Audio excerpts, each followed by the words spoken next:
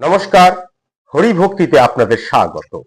আজ আমরা কথা বলবো আমাদের মহান সনাতন হিন্দু ধর্ম তথা দর্শনের অন্যতম পৌরাণিক গ্রন্থ শিব পুরাণ নিয়ে। আজ আমরা জেনে নেব কি আছে এই শিব পুরাণে। আমাদের ধর্ম তথা দর্শনে শিব পুরাণ এত গুরুত্ব সহকারে বিবেচিত হয় কেন, এই পুরাণের বৈশিষ্ট্য কি, আমাদের জীবনে এর প্রয়োজনীয়তা কোথায়, আজকে আমরা তারই উত্তর খুঁজে নেব। আপনি শেষ পর্যন্ত সঙ্গে থাকুন, আশা করি আপনার ভালো লাগবে। আর ভালো লাগলে অবশ্যই একটি লাইক, শেয়ার এবং আপনার সুচিন্তিত মতামত আমরা প্রত্যাশা করি। আপনি মতামতে অবশ্যই লিখে দিয়ে যান ভগবান মহাদেবের নাম, তাকে একবার স্মরণ করুন। আরেকটি কথা, আমাদের আজকের পর্বে যারা নতুন, অবশ্যই আপনারা আমাদের চ্যানেলটি সাবস্ক্রাইব করে পাশে থাকা বেল আইকনটি টিপে দিন। আমরা প্রত্যেক দিন আমাদের এই মহান সনাতন হিন্দু ধর্ম তথা দর্শনের বিবিধ বিষয় নিয়ে কথা বলি, আলোচনা করি। আপনি তার নোটিফিকেশন যেমন পেয়ে যাবেন, আমরাও ঠিক তেমনই উৎসাহিত হই। আপনারা আমাদেরকে উৎসাহিত করবেন, এই প্রত্যাশা নিয়েই আজকে আমরা কথা বলবো শিব পুরাণ নিয়ে। আমাদের সনাতন ধর্ম তথা দর্শনের আদি পুরাণগুলির মধ্যে শিব পুরাণ একটি বিশেষ স্থান দখল করে রয়েছে।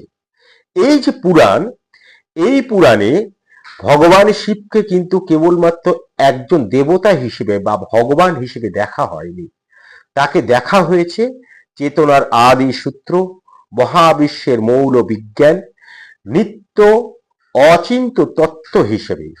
যেভাবে আমরা দেখি উপনিষদে ব্রহ্মকে পরম সত্য এবং চেতনার কেন্দ্র বলে আলোচনা হয়, আমাদের এই শিব পুরাণে ব্রহ্মতত্ত্বকেই শিব নামে রূপায়িত করা হয়েছে।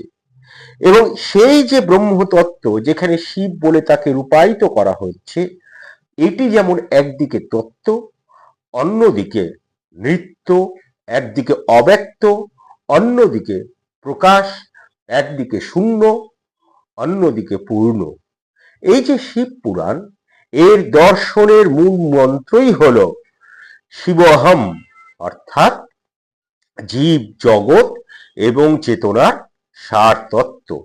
আর সেই জন্য বিশ্বতত্ত্ব তথা মহাবিশ্বের যে ব্যাখ্যা করা হয়, আমাদের যে ধর্মীয় ব্যাখ্যা হয়, আধ্যাত্মিক ব্যাখ্যা হয়, সেখানে শিব পুরাণ কিন্তু কেবলমাত্র একটি ধর্মীয় আখ্যান নয়। যদি আমরা শিব পুরাণকে বিশ্লেষণ করি এবং শিব পুরাণে কি আছে দেখি, তাহলে দেখতে পারবো এটি একটি দার্শনিক নীতি, যা সৃষ্টির, স্থিতির এবং প্রলয়ের গভীরতম রহস্যকে অনাবৃত করছে। আর এটাই হচ্ছে শিব পুরাণের অন্যতম বৈশিষ্ট্য।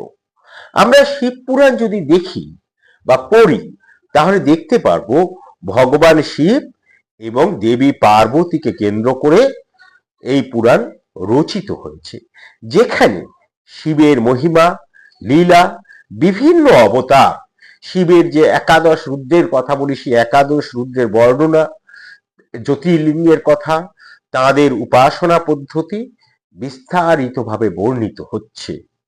আমরা এই পুরাণ থেকেই জেনে নিতে পারি ভগবান শিবের জন্ম, তার যে বিভিন্ন অবতার।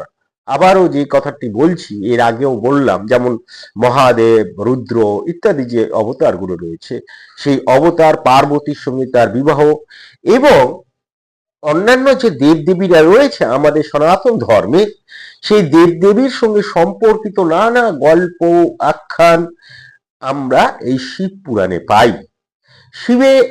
শিবকে কিভাবে পূজা করব, সেই পূজার মন্ত্র কি, সেই পূজার আচার অনুষ্ঠান কি, তার বিস্তারিত এখানে বর্ণনা করা রয়েছে, যা যারা ভক্ত তাদের আধ্যাত্মিক উন্নতির জন্য গুরুত্বপূর্ণ।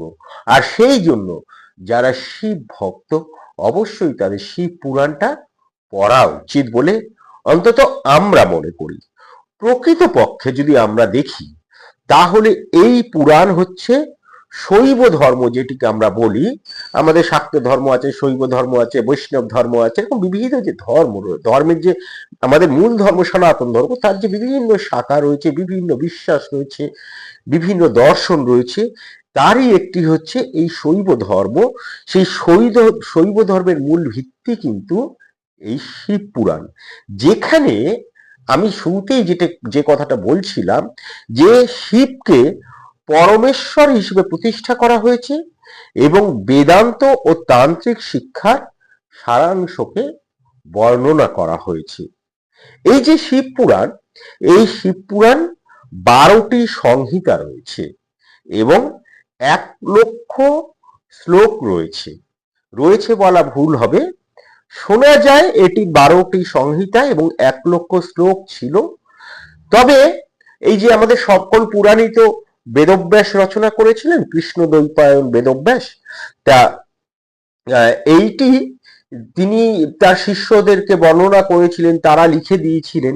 তা এই যে 12টি সংহিতা এবং 1,00,000 শ্লোক ছিল, যখন এই কৃষ্ণদ্বৈপায়ন বেদব্যাস এইটি তার অন্যতম শিষ্য রোমহর্ষণকে বর্ণনা করেন, তখন তিনি এটাকে সংক্ষিপ্ত করে দেন।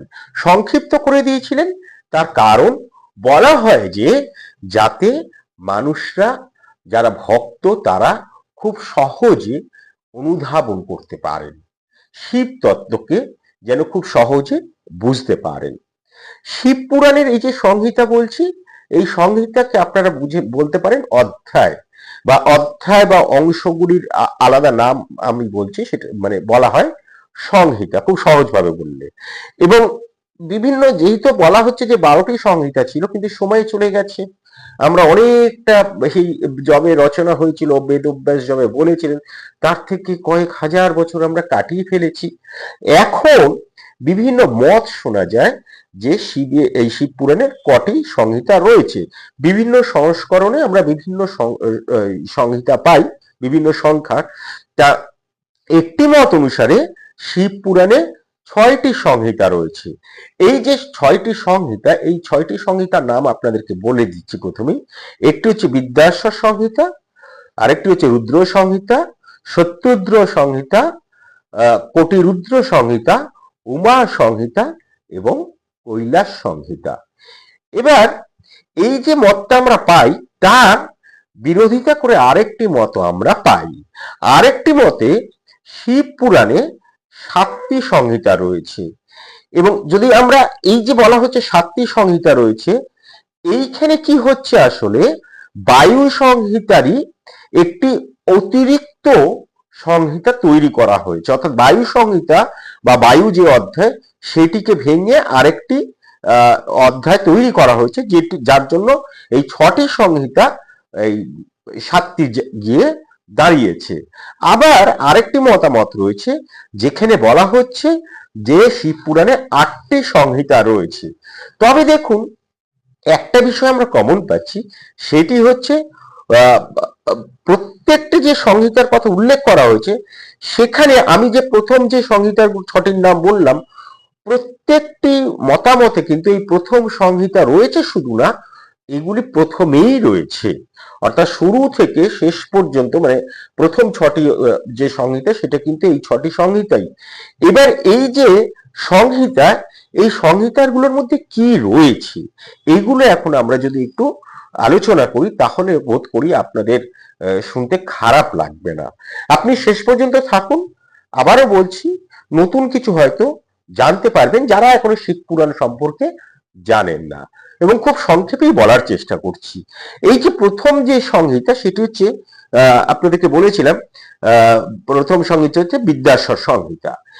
এই যে বিদ্যাশ্বর সংহিতা, এইটি শিব পুরাণ কিভাবে পড়ব, ভগবান শিবকে কিভাবে পূজা করব, শিবরাত্রি উপবাস কিভাবে করব, কোন নিয়ম পালন করব, এবং শিবলিঙ্গ যেটি, সেই শিবলিঙ্গকে পূজা করার নিয়ম, কিভাবে রুদ্রাক্ষ আমরা পড়ব, এবং শিব সম্পর্কিত দান এবং তাদের যে গুরুত্ব, সেই গুরুত্ব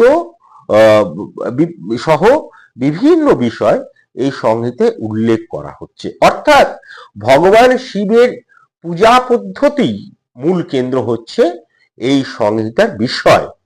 শিব এবং শিবের দেহরূপ পূজা পদ্ধতি, রহস্য এবং গুরুত্ব, আরেকটি এখানে রয়েছে, সেটি হচ্ছে পঞ্চাক্ষর মন্ত্র, যেটি আমরা ওম ধ্বনি বলি। সেই ওম নমঃ শিবায়, সেই মন্ত্রের তাৎপর্য এখানে ব্যাখ্যা করা হচ্ছে। আরেকটি যেটি খুব গুরুত্ব সহকারে, অনেকে বাড়িতেও শিবলিঙ্গ রাখেন, শিবলিঙ্গ পূজা করেন, আবার অনেকে মন্দিরে শিবলিঙ্গকে প্রতিষ্ঠা করেন। কিন্তু এই যে শিবলিঙ্গকে কিভাবে প্রতিষ্ঠা করব, এই যে বৈদিক মন্ত্র কি, বৈদিক মন্ত্র দিয়ে শিবকে কিভাবে পূজা করব, তার বিস্তারিত বর্ণনা রয়েছে এই যে সংহিতা, বিদ্যাসার সংহিতা, সেখানে। অবশ্যই শিব পুরাণ যদি পড়েন তাহলে দেখবেন শিব তত্ত্ব সম্পর্কে আপনাদের একটি ধারণা পরিষ্কার হয়ে যাবে। এবং যারা শিব পূজা করেন তাদের অবশ্যই এটি পাঠের প্রয়োজন আছে, এবং গদ্যাকারেও এটি পাওয়া যায়। আপনারা সংগ্রহ করে পড়বেন, তাহলে শিব পূজার পদ্ধতিটা আপনারা জেনে নিতে পারবেন। এবং ভগবান শিব হচ্ছে এমন একজন দেবতা যাকে পূজা করার জন্য কিন্তু কোনো ব্রাহ্মণের দরকার হয় না, আপনি নিজেই নিজের পূজাটি সম্পন্ন করতে পারবেন। এবং মন্ত্রটিও খুব সোজা, ওম নমঃ শিবায়, এটুকুই মন্ত্র। এছাড়া আরো কিছু মন্ত্র আছে যা আপনারা শিব পুরাণে পেয়ে যাবেন। এরপর হচ্ছে যে সংহিতাটির কথা বলবো, দ্বিতীয় সংহিতা, সেটি হচ্ছে রুদ্র সংহিতা। এইটি এই সংহিতা মোট 5টি অধ্যায় রয়েছে। এই অধ্যায়ে রয়েছে সৃষ্টিখণ্ড, সতীখণ্ড, পার্বতীখণ্ড, কুমারখণ্ড এবং যুদ্ধখণ্ড। এই যে সংহিতা, এই সংহিতাটায় শিবের মাহাত্ম্যটা প্রকাশিত হয়েছে এবং পার্বতীর কাহিনীও এখানে প্রকাশিত হচ্ছে। এরপরে হচ্ছে শতদ্র সংহিতা, যেটি হচ্ছে তৃতীয় সংহিতা। এইটি, এখানে ভগবান শিবের বিভিন্ন রূপ এবং তাদের তাৎপর্য বর্ণনা করা হয়েছে। এই যে সংহিতা, এই সংহিতায় শিবকে অবতার, শিবের যে বিভিন্ন অবতার তার বর্ণনা করা হচ্ছে, এবং আমাদের যে বিশ্ব সৃষ্টি থেকে বিশ্ব মুক্তি, তার সঙ্গে কিভাবে শিব যুক্ত, অর্থাৎ শিব কি কেন আদিতে ছিলেন, বর্তমানেও রয়েছেন, সেইটি এখানে খুব সুন্দরভাবে বলা হচ্ছে। এবং শিবের 5টি অবতারের বর্ণনা এখানে রয়েছে, স্বঘে জাত, বামদেব, তৎপুরুষ, অঘর এবং ঈশান। এই যে 5টি অবতার, তার বর্ণনা এখানে পাচ্ছি। এছাড়াও শিবের যে অর্ধনারীশ্বরের যে রূপ, সেই অর্ধনারীশ্বরের রূপও যে কল্পনা করেছি আমরা, সেটি কেন করেছি এবং তার তাৎপর্যটা কি, তা নিয়ে বিস্তারিত কথা এখানে বলা হয়েছে। সঙ্গে এরই সঙ্গে ভগবান শিবের সহচর নন্দীর জন্ম এবং তার কীর্তি কাহিনীও এখানে বলা হচ্ছে। দেখুন, শিব হচ্ছেন মহাকাল, আর শিবকে আমরা 11 রুদ্র রূপে দেখি। এই 11 রুদ্র হচ্ছে শিবের একাদশ অবতার বলে। এই যে 11 রুদ্র অবতারের বর্ণনা আমরা এই শতদ্র সংহিতাতেই পাই। যাদের শিবের সম্পর্কে আগ্রহ রয়েছে তাদের কিন্তু অবশ্যই এই অধ্যায়টি পড়া উচিত। এরপর আমি বলবো কোটিরুদ্র সংহিতার কথা। এটি হচ্ছে শিব পুরাণের চতুর্থ সংহিতা। এখানে শিবের 12টি জ্যোতির্লিঙ্গের কথা বলা হয়েছে।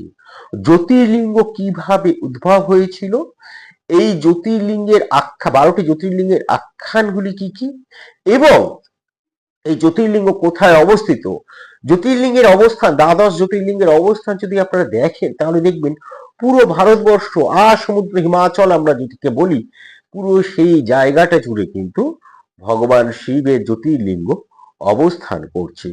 এই 12টি জ্যোতির্লিঙ্গের স্রোতের অর্থ কি, এই 12টি জ্যোতির্লিঙ্গের শ্লোক কি, আমরা এই কোটিরুদ্র সংহিতা থেকেই জানতে পারি।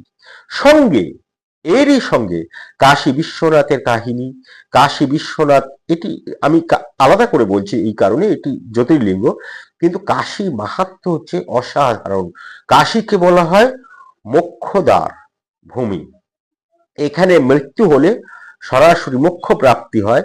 তাই জন্য আমি কাশীর নামটি আলাদা করে বলছি। এখানে কাশী বিশ্বনাথের কাহিনী, কাশী বিশ্বনাথের জ্যোতির্লিঙ্গের উৎপত্তি, কাশীর উৎপত্তি, তার মন্ত্র কি, কাশী বিশ্বনাথের রহস্য কি, অন্যান্য জ্যোতির্লিঙ্গের সঙ্গে এইটিও খুব গুরুত্ব সহকারে এখানে বর্ণনা করা হয়েছে। আপনারা যদি এই জ্যোতির্লিঙ্গের রহস্য জানতে চান, তাহলে একবার এই কোটি রুদ্র সংহিতা, যেটি চতুর্থ সংহিতা শিব পুরাণের, সেই অংশটি পড়ে দেখবেন। ভগবান শঙ্করের বা ভগবান শিবের উপাসনা করে বিষ্ণুর সুদর্শন চক্র পাওয়ার যে কাহিনী, সেটিও আমরা এই শিব পুরাণেই পাই। কোটি রুদ্র যে সংহিতা, এখানে শিবের উপাসনার জন্য ভগবান বিষ্ণুর পাঠ করা শিব সম্প্রদায়ের সহস্র নামের উৎস পদ্ধতি এবং সেটি আমাদের মানব জীবনে কেন প্রয়োজন, তার তথ্য আমরা এখানে পাই। এখানে ভগবান শিবকে সন্তুষ্ট করার জন্য কিভাবে উপবাস করবে, কিভাবে মন্ত্র নিবেদন করবেন, তার সম্পূর্ণ বর্ণনা এই কোটি রুদ্র সংহিতায় আছে। তারপরেও বলি, এখানকার প্রধান আকর্ষণ এই সংহিতা দ্বাদশ জ্যোতির্লিঙ্গ। এরপরে যে সংহিতাটি রয়েছে সেটি হচ্ছে উমা সংহিতা। উমা সংহিতা ভগবান শিবের ভক্তি এবং উপাসনার ফল সম্পর্কে তথ্য প্রদান করে। শিব পুরাণে উমা সংহিতার এই যে পঞ্চম সংহিতা, এখানে 108টি শিব নামের উল্লেখ রয়েছে। 78 শিব নামের কথা বলা হচ্ছে, যা নাকি আমাদের পাপ পুণ্যের সঙ্গে সম্পর্কিত। এরই সঙ্গে এইখানের গুরুত্বপূর্ণ তথ্য পাচ্ছি আমরা, সেটি হলো মা উমার আবির্ভাব এবং শম্ভু নিঃশম্ভুকে কিভাবে বধ করা হয়েছিল সেই সম্পর্কে বিস্তারিত বিবরণ এখানে দেওয়া হচ্ছে। তাছাড়াও এখানে খুব সুন্দর একটি তথ্য ভক্তর জন্য দেওয়া হচ্ছে, সেটি হচ্ছে এই যে আমরা বলি মোক্ষ লাভ। এই মোক্ষ লাভের জন্য একজন ভক্ত কিভাবে তার জীবন কর্ম অতিবাহিত করবেন, কিভাবে দান করবেন, কি করে নিজেকে ভগবানের প্রতি সমর্পণ করবেন, সেটি সম্পূর্ণ এই সংহিতায় বলা হচ্ছে। আপনারা যদি এই সংহিতাটা পড়েন, তাহলে দেখবেন আপনারা কিন্তু অনেক নতুন কিছু শিখতে পারবেন। তাহলে এরপরে আমি যে সংহিতার কথাটি বলবো, সেটিও খুব গুরুত্বপূর্ণ একটি সংহিতা। হ্যাঁ, আশা করি আপনারা শুনছেন এবং আপনাদের আশা করি কোন রকম খারাপ লাগছে না। তা এরপরে হচ্ছে বায়ু সংহিতা। না, বায়ু সংহিতার আগে যেটি বলবো সেটা হচ্ছে কৈলাস সংহিতা। কৈলাস সংহিতা হচ্ছে আমরা শিব ভক্তির বিভিন্ন নিয়ম সম্পর্কে তথ্য পাই, কিভাবে বৈরাগ্য গ্রহণ করতে হবে এবং শিবের ভক্তিতে মগ্ন হওয়ার আগে কৈলাস সংহিতায় শিব পূজার নিয়ম সম্পর্কে কিন্তু জ্ঞান আমরা পাই। এখানে সন্ন্যাস গ্রহণের শাস্ত্রীয় পদ্ধতি সম্পর্কে বিভিন্ন তথ্য আমরা পাচ্ছি। কৈলাস সংহিতায় দেবতা গণেশের পূজা পদ্ধতি, উপাদান শুদ্ধিকরণ, সাবিত্রীর পূজা ইত্যাদির কথাও কিন্তু উল্লেখ করা হচ্ছে। তাহলে এই যে 6টি সংহিতার কথা আপনাদেরকে বললাম, এরপরে আমি বায়ু সংহিতার কথা বলবো, যেটি হচ্ছে 7ম অধ্যায়। এবং এই যে বায়ু 7ম সংহিতা, অনেকে দাবি করেন যে 7ম সংহিতা রয়েছে, তাদের জন্য বলছি। তা এই যে 7ম এই বায়ু সংহিতাকে কিন্তু আবার দুটি ভাগে ভাগ করছেন অনেকে। একটি হচ্ছে পূর্বখণ্ড, আর একটি হচ্ছে উত্তরখণ্ড। বায়ু সংহিতার সম্পূর্ণ অংশে আমরা ভগবান শিব, পরম ব্রহ্ম, হ্যাঁ, এবং বিভিন্ন ঋষিদের প্রশ্ন উত্তরের মধ্যে দিয়ে জানতে পারি। ঋষিদের প্রশ্নের উত্তরে ব্রহ্মা রুদ্রকে অর্থাৎ ভগবান শিবকে পরম পুরুষ হিসেবে উল্লেখ করছেন। এছাড়া আমরা বায়ু সংহিতার এই অংশে অর্ধনারীশ্বরের যে স্তোত্র, তার মন্ত্র এবং তার উৎস, আবারও মা দুর্গা শম্ভু নিঃশম্ভর বধের আখ্যানও আমরা এখানে পাই। অর্থাৎ এই যে সংহিতা, এই সংহিতার মধ্যে দিয়ে মূল বিষয় হচ্ছে আমরা জানতে পারছি শিবকে কেন পরম ব্রহ্ম বলা হয়, এবং সেইটির উত্তর আমাদেরকে দিচ্ছেন বা জানাচ্ছেন স্বয়ং ভগবান ব্রহ্মা। এই বায়ু সংহিতার আরেকটি সংহিতা হচ্ছে উত্তর সংহিতা, অর্থাৎ দুটি খণ্ডে ভাগ করা হয়েছে। এই যে উত্তর সংহিতা, এইখানেও এই ব্রহ্মা ঋষিদের প্রশ্নের উত্তর দিচ্ছেন। এই যে উত্তরখণ্ড, এখানে উপমন্যু দ্বারা শ্রীকৃষ্ণের পাশুপত অস্ত্রের বর্ণনা দেওয়া হয়েছে। এখানে মা শিবের উমা ব্রহ্মা রূপে সর্বব্যাপী বর্ণনা করা হচ্ছে, এবং শিব পুরাণের এই অংশে শিবের নৈবেদ্য, শিবকে কেন পূজা করব, তার যজ্ঞ কি, কিভাবে হবন যজ্ঞ যেটিকে বলে সেই যজ্ঞটি কিভাবে সম্পূর্ণ করব, তারও আরো একবার বর্ণনা দেওয়া হয়েছে। অর্থাৎ শিব পুরাণ এমন একটি পুরাণ, বিশেষ করে যারা শিব ভক্ত, বিশেষ করে যারা শৈব সম্প্রদায়, তাদের কাছে অনিবার্য একটি পুরাণ। এটি যদি না পাঠ করা হয়, এটি সম্পর্কে যদি না জানা যায়, তাহলে কিন্তু শিবকে বোঝা যায় না।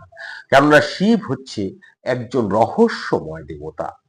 তাকে আমরা যোগী হিসেবে দেখি, আবার তাকে আমরা গৃহের একদম মেঠো মানুষ হিসেবেও কল্পনা করি।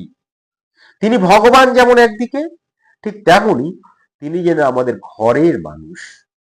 আর যার জন্য দেখবেন আমাদের গ্রাম বাংলায় চাষি, শিবের চাষির পুজো করা হয়, আবার শিবকে বিভিন্ন রুদ্ররূপেও পুজো করা হয়। এটা হচ্ছে শিবের মাহাত্ম্য। তিনি একেবারে আমাদের মনের, একেবারে আমাদের কাছের মানুষ। আমাদের আজকের আলোচনা এই পর্যন্তই। আশা করি আমাদের আজকের আলোচনা আপনাদের ভালো লেগেছে। ভালো লাগলে অবশ্যই একটি লাইক, শেয়ার এবং মতামতে একবার ভগবান শিবকে প্রণাম জানিয়ে যাবেন, এটুকু আমরা প্রত্যাশা করি। ভালো থাকবেন। নমস্কার, ধন্যবাদ।